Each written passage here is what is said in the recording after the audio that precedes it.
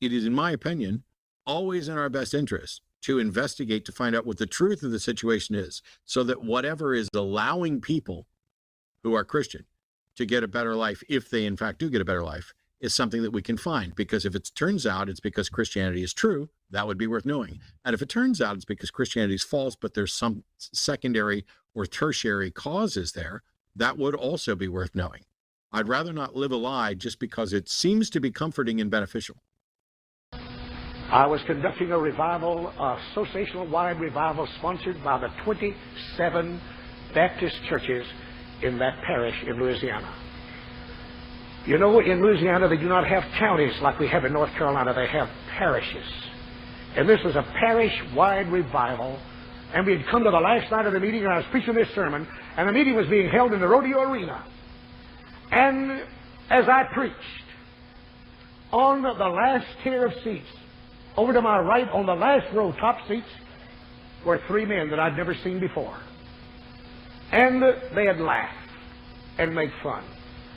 Now, preacher, it has never bothered me when a little baby starts crying, the mother gets up and walks out. That don't bother me. But under God, I cannot preach if I see two young people laughing. I cannot preach if I see anybody mocking. It just somehow or another takes it away from me. 3 times. I stopped. And I said the last time, if you men don't want to hear me preach, a lot of these people have come from miles to be here tonight, and they do, would you just get up and walk out of the arena?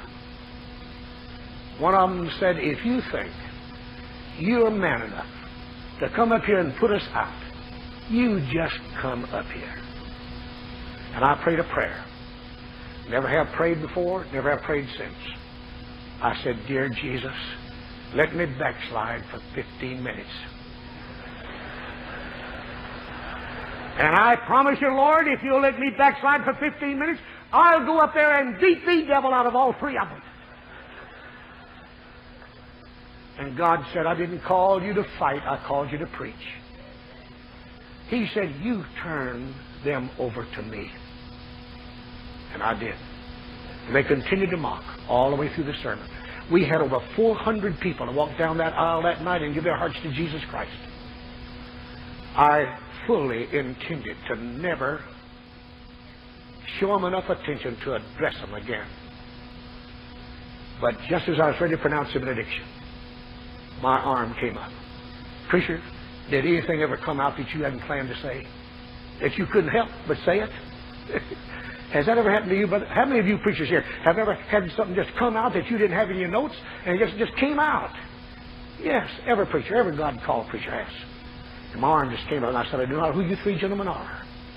But all 3 of you stepped over God's deadline, God signed your death warrant, and God's going to kill all 3 of you. That was about 10:15 Sunday night. At 8 o'clock the next morning, I didn't know who these men were. They were 3 businessmen. One of them put the key in the door of his office on Main Street, Ringo, Louisiana, and dropped dead. At 11:30, the second man started across the street to a little restaurant to have his lunch from his office, and a lady was driving up the street and almost ran over him. She said he just walking along normal, fell flat on his face, and died right there in the street. At 5:30 that afternoon, the third man was sitting in his office, and he said to his secretary, my 2 friends are in hell, and before the sun goes down, I'll join them. And pitched out at their feet a corpse.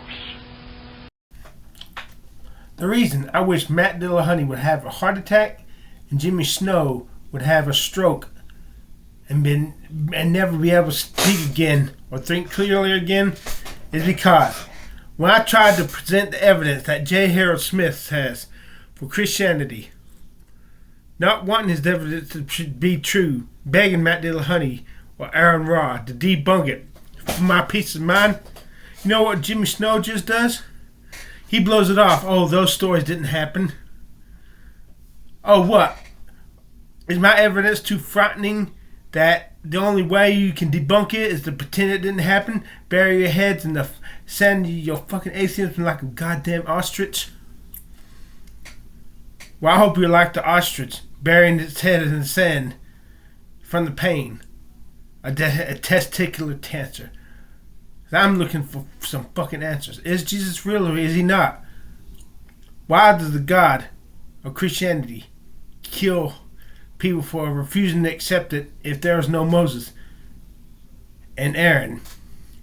Yeah, I don't believe in those Old Testament stories, but I gotta keep believing in Jesus. I take the C.S. Lewis approach. God used myth to reveal himself in the Old Testament, but the stories about Jesus are true. I just can't stop believing in Christianity. The evidence is too strong for it. J. Harold Smith is not the only preacher with stories like this. There are shitloads of other preachers who tell you stories about people who died after blaspheming the Holy Ghost or who died after refusing to get saved. How come these stories only happen in Christianity? You never hear any Islamic cleric telling stories about how Allah killed a person from not converted to Islam. You never heard a Mormon preachers talking about how God killed these people for refusing to convert to Mormonism. Only in Christianity. Look, it's preponderance of the evidence. If one person says they saw a UFO, you can laugh at that. If a bunch of people in several different locations say they saw the same goddamn UFO, maybe you need to investigate this shit. But you're too chicken shit. Or Matt Dillahunty, you and Aaron Ron, Jimmy Snow are too stupid to take up the challenge. So you just blow the stories off. Oh, those stories didn't happen. Yes, it did, god damn it. And you're saying they didn't happen makes me wish murder was legal, because if murder was legal, I'd find you both and I'd kill you for not giving me the answer that I'm looking for.